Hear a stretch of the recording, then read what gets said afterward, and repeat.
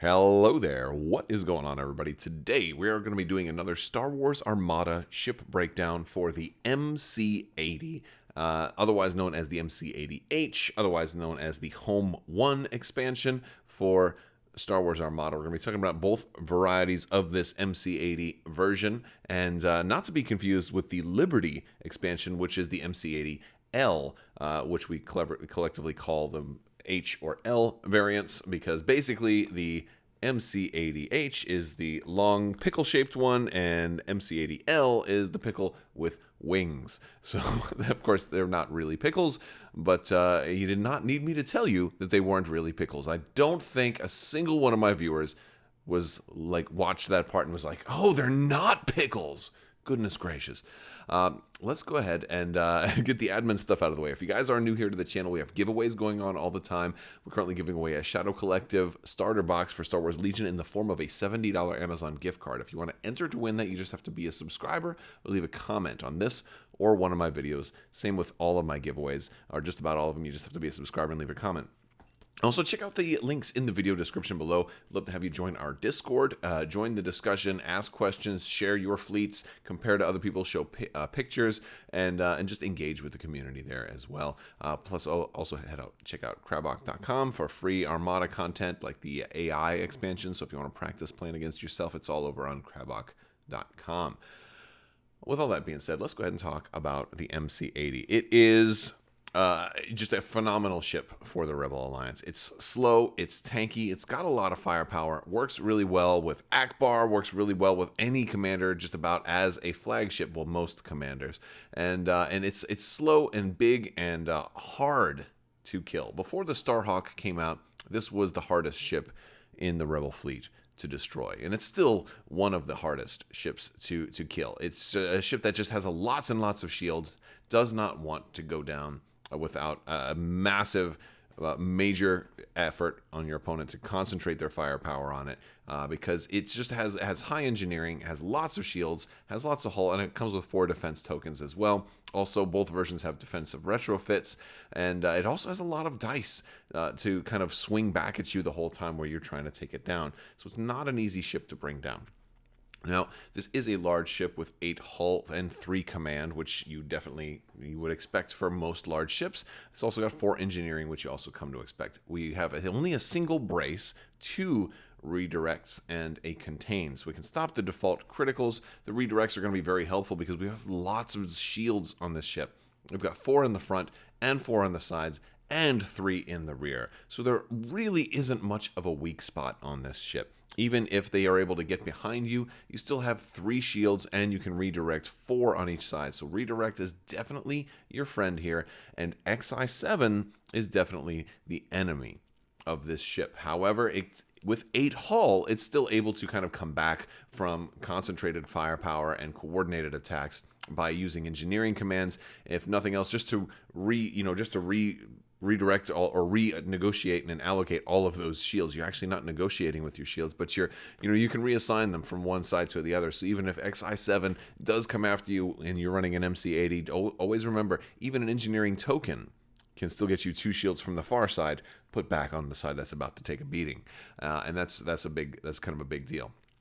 Now, there are a lot of different ways that we can look at this ship, but I usually tend to look at this as a support ship or a flagship. It can also function as a carrier, and it's also a pretty strong gunship, so it does a lot of different roles, but whatever role it performs is generally pretty slow. Now, both versions do have the support team as well, which can be used for something like engine techs to increase its speed capabilities just a little bit, but generally, it's still considered a slow and strong ship. Works very well with somebody like Akbar, who can definitely do good things with the side arcs, as side arcs are much stronger. That front arc is kind of narrow.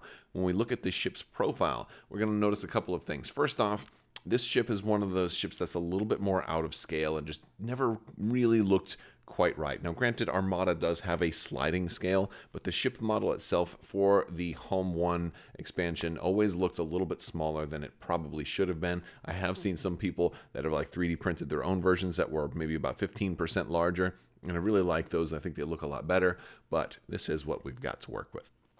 Now, when you look at the way the ship's hull zones are allocated, you're going to notice that you do have very, very, very wide side arcs. This is generally a side arc, a broadside ship. It is going to, want its side arcs pointed at somebody, and if you can manage to get a front arc on them or a rear arc on them as well, that's great, because this ship, in neither version of it, has the weapons team option, so you can't run gunnery teams on here. You can't run 2 shots out of the side. So even though Akbar, works with this one, he's not really able to take as full advantage because those extra dice out of the side usually can only come out of one side, and then you're kind of done. So if you're only going to attack once, then Akbar still works. It's unlikely with this ship's lower speed that it can really maneuver itself to be in between an enemy fleet, having people on the left and on the right to target. So usually it's only going to get that one attack. But every once in a while you can kind of position this thing to get double arc, and that is also really good if you can. Now it's tanky enough to allow itself to be positioned right in the middle of an enemy fleet and facilitate those double arc shots when you can get them. A lot of ships, if they try to do that, they're going to get killed before they can really get in position and get that powerful shot. But this is a ship that's just, I would say nigh unkillable. It's very, very hard to kill a ship like this, and that's a good thing. Now, if we look at some of the different versions, we're going to look at the command cruiser first and talk about some of the things that make this one a little bit more distinct.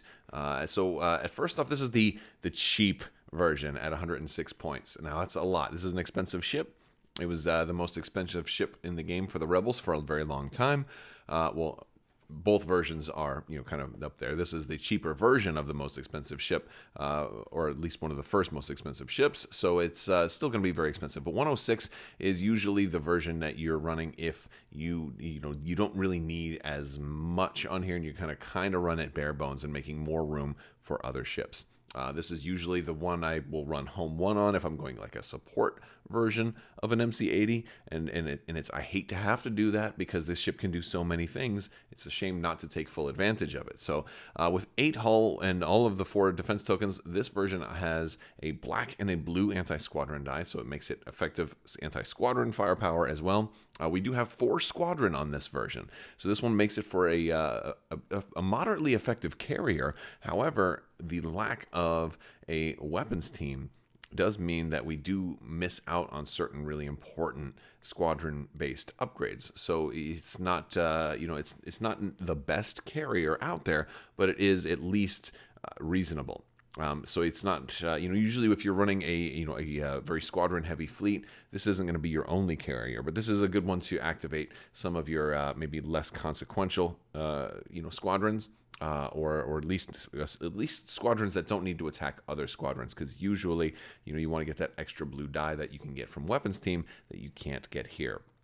And that's really, I think, a good way to kind of summarize with all of the strengths that the MC-80H has. Notice there's no actual H on there. We throw the H in there to indicate that this came from the Home 1 expansion. But with all the strengths this ship has, the lack of a weapons team is the one thing that I think that it misses the most. It's still strong, but if it had that, it might be unbelievably good. So again, 4 engineering is one of those things that this can do engineering quite a bit. It can get those shields back just as quick as it loses them, and with 8 hull, it's going to have a lot of survivable power. Now, as far as dice, we're looking at 3 red and 3 blue on each side, which is a pretty respectable amount of firepower. We also have 2 blue and a red on the front and 2 blue and a red on the rear. The rear is important with the inclusion of salvo. It did not exist when this ship first came out, but salvo is a new defense token that potentially can be given. The MC-80 can gain access to salvo through the defensive retrofit, and so if it does manage to, or with Kirsta Agate as a commander, but if it does manage to salvo, it's going to have 3 dice it can throw back for counterattacks, which is definitely nice and helped the MC-80 kind of creep a little bit up in its power level because of that respectable rear arc. So that much is good, but generally the front and rear arcs for this ship are considered pretty weak, especially when you consider the large size and larger dice pool of the side arcs. Now, for upgrades, we have quite a bit to choose from. So, seeing that we have both blue and red dice, we have also ion cannons and turbo lasers, which of course work very, very well with this ship. We also have a defensive retrofit, which is incredibly good for any type of flagship or any type of ship that just wants to stay alive long enough to make sure it can, throw away the most dice and participate in the battle the longest. And we have an offensive retrofit, which is nice, and it's good to use that if you're considering running a carrier. But there's just an awful lot of different things you can do with offensive retrofit. And then we have the really nice upgrade support team. The support team is one of the ways that you can make this ship go fast enough to kind of stay in the middle of a battle and not fall behind the rest of your fleet with engine techs. But there's other things you can do with support team, like supporting the fleet and using engineering commands to pass shields around. One early build that I used to do with MC-80s is to run 2 MC-80s, each with the projection experts upgrade. And they would both pass extra shields to each other because it was hard enough to bring one of these things down. But if you had another one, putting its shields onto it, whichever one your opponents targeted, you could then pass shields over to the other, or to that one from the other one. And so you just made it almost impossible to bring down MC-80s when you ran 2 of these together, sharing their shields back and forth, which was just a really fun thing to do. And of course, you've got the officer upgrade on there. So again, a very wide and very nice selection of upgrades there for 106 points. But if we go to the assault cruiser, which is 114 points, we notice a couple of interesting changes. One thing is our squadron value goes down to 3. Not a huge change. It's still a respectable carrier, but it doesn't really. It loses the squadron specific upgrades. It loses that offensive retrofit. So usually an assault cruiser is not the one you're going to go with if you're looking to do a very squadron heavy fleet. Because, not only is it more expensive and you'll have less points for squadrons, you also lose some of your best upgrades for squadrons. So that's something to keep in mind. For anti-squadron dice, you gain a little bit more range with the double blue. You get a little bit less consistency, but you also help ensure that that squadron that's like just outside of close range, but also on an asteroid or whatever, you can still attack them. So that's certainly nice. And it again, double blue is still going to probably put out at least 1 damage each time. Now, the other thing that you're going to notice that's very important with this one is that we increase our side arcs red dice complement at the cost of a blue die. So now we've got 4 red and 2 blue. This is a fun one to run with an Akbar fleet because of the fact that you've got, even at longer range, you've got more dice. So again, it's definitely a more deadly ship at long range. You're more likely to have targets that you can throw maximum dice on, and red dice were costed very, very high in the early days of this game, and rightfully so. They can, there's a lot of stuff that works with red dice, and of course you do have the turbo laser upgrade and the ion cannon on this version as well. Our front and rear arcs are also 2 red and 1 blue as opposed to 1 red and 2 blue. So again, you've got more long range dice all around. And so that means you're less likely to miss shots. And if, for example, you had a front or rear shot that was obstructed, you'll still be able to make the attack because you won't be losing your 1 red die and all of a sudden not having enough dice to even constitute an attack. But the last major change to this one, and perhaps the most significant, is the loss of an offensive retrofit and the inclusion of a second defensive retrofit, which is this just never happens, right? This is a double defensive retrofit, and this allows for some insane survivability. So this really is the ideal flagship if you are if you're trying to maximize survivability and you don't have other methods to kind of boost shields. If this guy's going to go in like all by himself and you want him to 100% stay alive for as long as you can, this is a really good one to do that with because it's going to get fired upon a lot. And, if you load it up with 2 defensive retrofits, it can really be very, very hard to kill. And I think that's a beautiful thing. We have some titles I want to talk about. There are 4 titles available. 3 originally came in the Home 1 expansion, the Defiance, Home 1, and Independence, while the Mon Calamari Exodus fleet came later with the MC-75, but works on any ship that starts with MC, and of course that is quite a bit. So that is also not a unique title. So let's start with the Exodus fleet first. It's a 5-point title. and it can go on any MC ship. Usually you need to have at least 2 in your fleet for it to work. When you do an engineering command, it says you may choose and exhaust another copy of this card on a friendly ship at distance 1 to 4. If you do, you gain 2 additional engineering points. Now this is one of those things that helps push that MC-80 over the top as far as survivability. If you're running a couple of these and they each have this, all of a sudden an engineering command now gives you 6 points. Or if you have a token, now you can get 8 points with the dial if you have both the dial and the token. It really increases that engineering value, and all of a sudden you can be regenerating, potentially up to 4 shields in one turn, maybe even higher than that, depending on your fleet. Like, there's ways to really stack and do obscene amounts of shield recovery, and using that as definitely one of those ways. But another thing that's really nice about the Exodus fleet is that if you're only using a token, which again on an MC-80 would get you 2 engineering points, having the Exodus fleet on there is now going to get you 4, and that's a beautiful thing because that's like a full dial for the price of a token.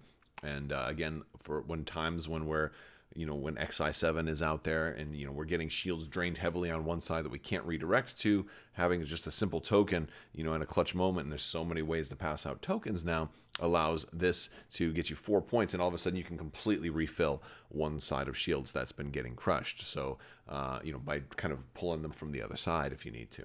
So again, Exodus fleet, crazy good survivability. It is the tank title of choice. Moving to the right, we'll start with Defiance, which is also another 5 points. It's an interesting title, and I like it. I like it a lot, but it's not an all the time title. It says, while attacking a ship that has already activated this round, add 1 die of any color to your attack pool. Now, any color usually means black, and this can be at any range too, which is very, very cool. So the sweet thing about Defiance, especially on like long range attacks, is that you're now able to. This is not yet another way that you can roll black dice at long range. There's not that many ways to do that. Sado is one way to do that, and there's a couple of other dice changing shenanigans that can potentially let that happen. But the Defiance was one of the first ways to make that happen, and that's really a beautiful thing. Now, the funny thing here is that you have to be attacking a ship that has already activated. It's not going to trigger on salvo because you can't ever add dice to salvo, but it works great if you're able to go last. The problem is this ship is awfully expensive, and so if you're running expensive ships, you probably have lower activation count, and so therefore it's generally a little more tricky to run Defiance. However, it is possible if you're able to run like 2 flotillas and maybe some small ships, maybe a CR-90 or something like that. You can try. If you can get at least 4, I wouldn't recommend running Defiance if you have 3 activations. I'd definitely recommend it on 4 or more, in as many as you can fit as possible in your build to kind of give yourself the best, the best opportunities when using the Defiance title.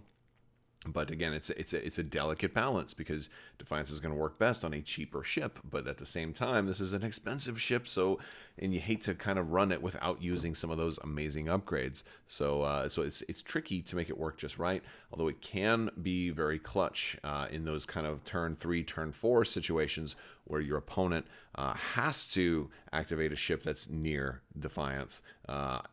Otherwise, they miss an opportunity. And so, but it's hard to exactly predict those. The kind of games just sometimes present themselves with opportunities like that. So Defiance is, it's also kind of playing mind games with your opponent. It's like, hey, nope, no, you don't want to activate that ship because then I'm going to get extra dice on you. So that's another thing that's kind of fun. Moving farther to the right, we have the Home 1 title, which is one of the greatest titles ever made for this entire game. And it's definitely the best title, in my opinion, for the MC-80H. By a landslide. The Home 1 at 7 points. It's expensive. Did I say expensive? It's expensive and also expensive.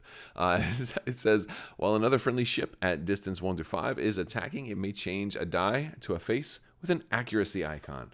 This was the bane of all flotillas for a long time. And it's also was kind of a mainstay in Akbar fleets. And it's one of those reasons that people would run an MC-80 with an Akbar fleet, even though it didn't have weapons team and couldn't shoot twice out of the same arc. It was just so good with some assault frigates and other really red dice throwing ships. It was just so tremendous in what it could do. First off, Home 1 is great for just about every fleet, but it's especially great for red dice heavy fleets because of the fact that red dice are fickle and they have a couple of blanks on them, and even with some dice mitigation, you're still not guaranteed much. But this isn't a reroll. This is choosing a die and setting it to an accuracy. With red dice, and usually which tend to come with somebody like Akbar, or even without Akbar, but usually with Akbar, you're going to have a blank. At least one blank, if not more than that. And this allows you to turn a blank into an accuracy. And so it's like kind of a 2-point swing. It's -1 blank, +1 good result. And so that's tremendous. And of course, there's other things that can do, that can trigger off of accuracies. There's a whole lot of, dice mechanics that can work with Home 1 as well. But just having this in your fleet is, in many fleets, consider this to be enough red dice mitigation for most circumstances, because it's arguable whether or not it is fully enough for every fleet, but it is a very, very good dice fixing mechanic. Again, but it does suffer from the fact that it doesn't hurt, or it doesn't help itself. And it wants a lot of ships, especially a lot of ships with red dice. And so, for the longest time, the Assault Frigate Mark II was kind of the one that you would run with. You could run 2 of these with an MC-80, and then you're, with Akbar and weapon, gunnery teams on the assault frigates. That was very common for a while, but it doesn't have to be those.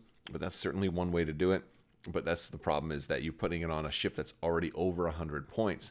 And so even if, you put hardly anything else on here, you still have a lot less points for other ships. So Home 1 tends to go in fleets that don't have as many points on squadrons, or sometimes even squadronless fleets will run Home 1, because if all your points are in ships, this does make all those other ships pretty good.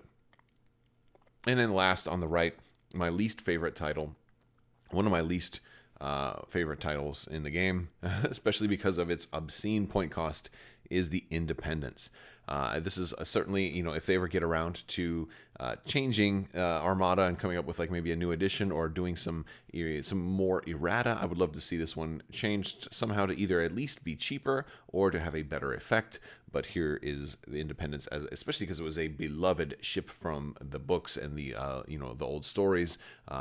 But it is definitely for a carrier. And this one will say each squadron, when you do a squadron command, it says each squadron that you activate may increase its speed to 4 until the end of its activation. Squadrons that change speed in this way cannot attack this activation. So there's a couple of reasons why I don't like this title, but the idea of this title was initially to help push B-Wings, because B-Wings were speed 2. And so that is the best use of this title, is to help push B-Wings. Since this has come out, there have become much better ways to push B-Wings, especially with the recent Rapid Reinforcements release by Atomic Mass Games. The Rebel Providence is now a much more effective way to push B-Wings than the Independence, so I think this is definitely warranting some changes.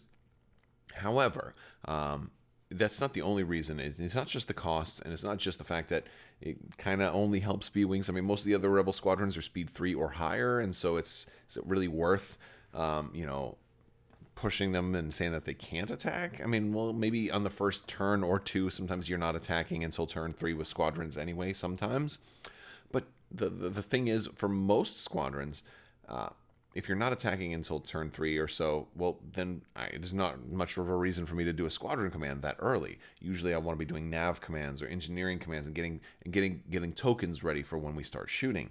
And and I don't want to have to do squadron commands when we're not shooting. And so usually you don't do that, and that's usually kind of problematic, and there are just better ways to push slow squadrons now. There are, in fact, much better ways. So not a big fan of the way the Independence title kind of worked out, but it's also a reminder that, boy, so much stuff from the early days of Armada are still competitive, still really, really well designed. And I think it's a testament to the excellence of this game that there are so few cards like Independence that just did not age well with this game.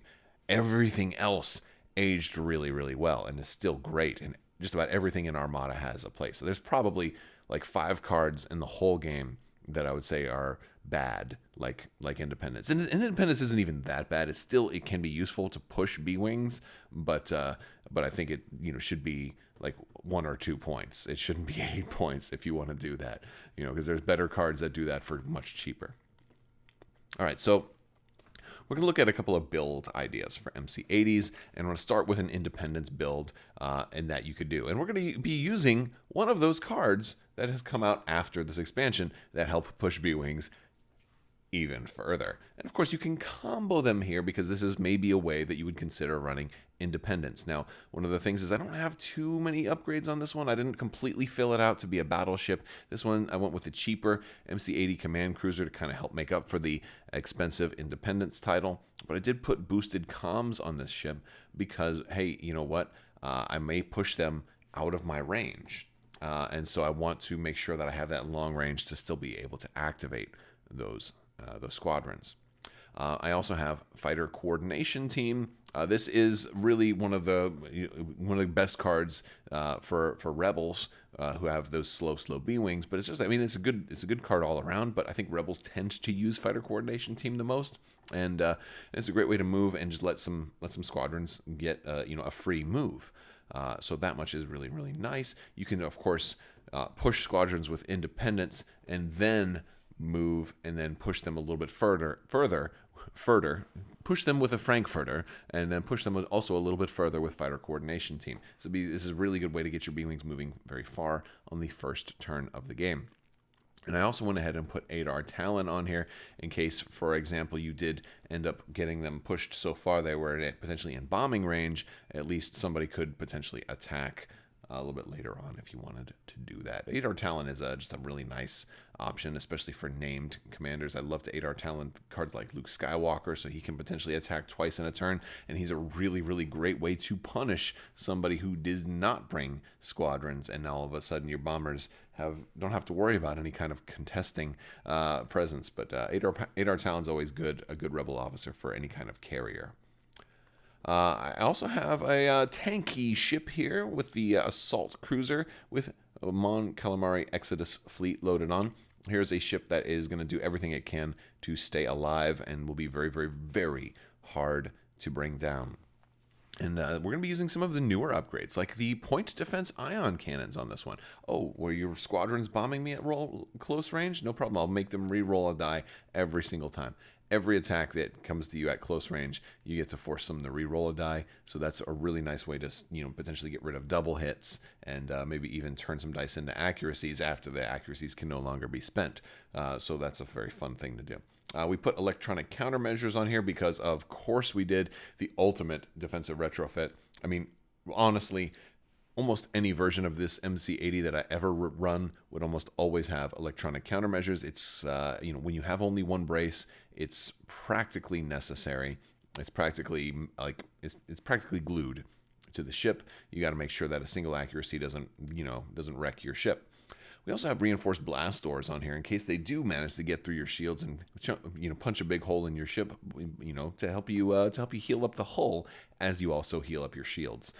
So it's almost kind of like a Borg cube that's gotten blown and it's only 20% operational and it can fully heal all of a sudden in like 2 minutes. It's just back to full health. It's beautiful. And to help facilitate that, I did put projection experts on there. Granted, if this ship's trying to stay alive, I'm probably not running, projection experts on it to throw its shields away as it's being attacked. But the idea is that maybe if you ran 2 of these, you would have projection experts on both. Whichever one your opponent does try to attack, the other one, it sends all of its shields over to you, and all of a sudden now beautiful, beautiful things are happening. And then, of course, one of the most beautiful officers in the game to come to this ship is the Expert Shield Techs.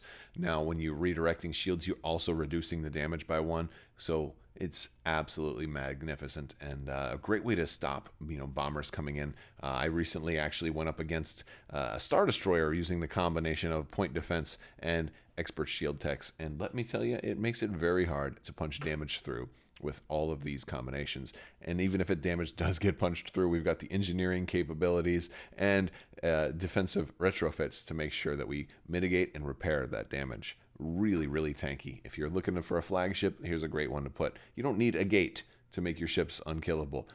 You do something like this and then just use any commander you want. Also, here's a home one version that I've kind of loaded up quite a bit, and we also kind of wanted this one to be able to have some rerolls of its own. This one is kind of a support slash a salvo support. So this is our double S. No, that sounds no. Let's just say it's kind of a support salvo build.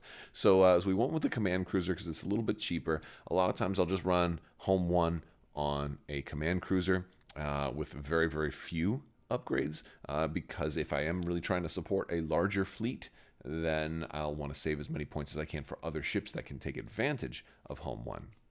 But I put some other upgrades on here also to demonstrate some more that we can do with this ship. First off, linked turbo lasers is a fantastic upgrade for the ship because otherwise it doesn't really have any dice mitigation on its own. Now you can run, there's ion cannon upgrades to be able to give yourself some dice mitigation, but in this case I wanted to increase its side arc, especially if I'm running Akbar on here. I wanted to, I'm already going to have lots of extra red dice. Here's some extra blue dice for me. Again, blue dice don't have any blanks, and since I can't use home one for myself, this gives me a much better chance of getting some accuracies on my own, and then I can spend linked turbo lasers to reroll a bad red. It makes my attacks suddenly really, really nice. I have reactive gunnery on here as my defensive retrofit, with the idea that, hey, now all of a sudden I can salvo also, and that is a really cool thing, considering also that I've got linked turbo laser towers. I can now get a reroll when I'm salvoing as well, so that red die that's coming back at you, even if it's blank, which it has a pretty good chance of not being great, I can always reroll it. So, attack me if you dare, because I'm going to come back and I'm going to get you. And of course we have flak guns, which is a really cool offensive retrofit if you're running reactive gunnery on this ship, because it allows you to roll those blue dice at long range. So even if they attack you from far away, you're rolling 3 dice back basically on every single salvo. So every turn you're hitting them back for 3, and they're almost certainly going to be good damage dealing shots. Again, 2 blue, they have no blanks, and your linked turbo lasers helps mitigate the red. The only problem you run into is if you rolled multiple accuracies there.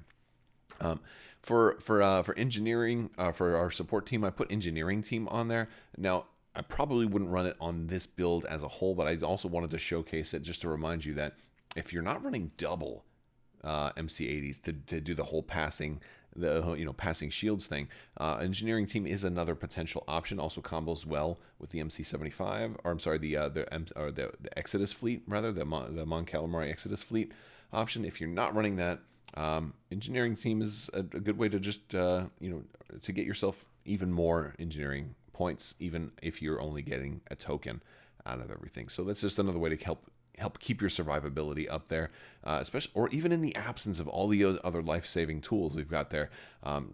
Just simply raising that one more point is incredibly good. And then we have Tor and Far. I did say we were talking about support options. If you want to go home one in Tor and Far, you've got really cool support now, because now not only are you giving accuracies, but you're also giving blue die rerolls to everything, and that also applies to squadron attacks. It also applies to salvo attacks from other ships. That also applies to counter attacks by squadrons, or if your ship has an upgrade that gives it counter 1 or something like that. Tor and Far is for every attack that happens to have a blue die in it. So very, very cool option. But she is only range distance 1 to 3, but she works pretty nice on a larger ship, because on a large ship that distance 1 to 3 bubble is just that much larger. And then a cheaper option for one of my favorite titles for this ship is Defiance. This one is just a little bit more of a gunship. We have engine techs. Again, I've talked about engine techs earlier. Engine techs to give us some maneuverability. Let's put it right in the middle of everything. Then we can slow down and still be going fast. Leading shots is going to give us all the rerolls that we could ever ask for. Quad battery turrets is going to get us a blue dice at any range, as long as we're going slower than our opponents. And of course, since this is a slow ship, it's not too hard to be going slower than your opponents. Even at speed 3, you will actually only be speed 2.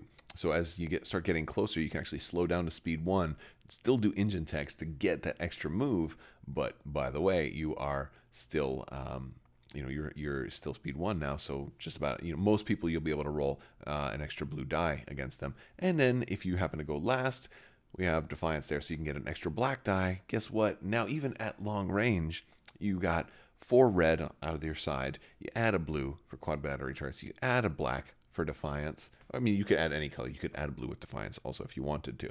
And even if you got your nasty red dice that come up blank, and then if the black die doesn't come out good enough, you can re-roll that extra blue from quad battery turrets with leading shots. So you spend that blue, you re-roll everything else or whatever else you want. This is just like, this is a nice little offensive package to kind of put yourself in the right position and do stuff. And I didn't put too much else on this one, even though, hey, we got double defensive retrofits there. If you want to do that, fine.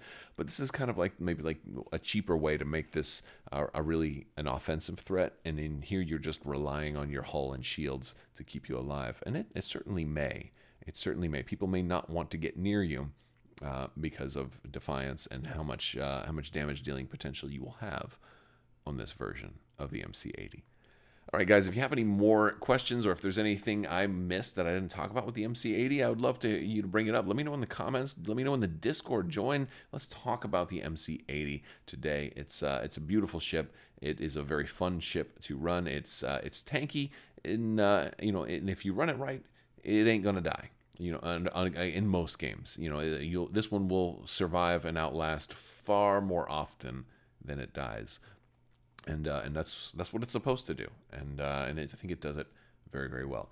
All right, guys, that's going to do it for today's video. I'd love to hear more, so a big thanks to my patrons, big thanks to everybody who has helped make this channel possible, and I will talk to you all soon. May the Force be with you, live long and prosper, so say we all, be excellent to each other, and party on, dudes.